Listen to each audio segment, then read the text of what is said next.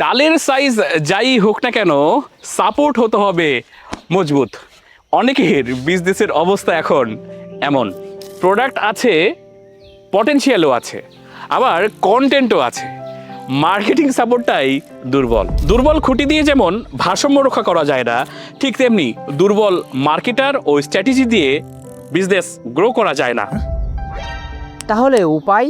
কখন কোন কন্টেন্ট লাগবে, কখন সেলস পোস্ট দিতে হবে, কখন ডাটা অ্যানালাইসিস করে অপটিমাইজ করতে হবে, কখন কি অফার দিলে ইনবক্স বা অর্ডার হবে, এই ফ্রেমওয়ার্ক নিয়েই কাজ করছে উদ্যোক্তায়ন।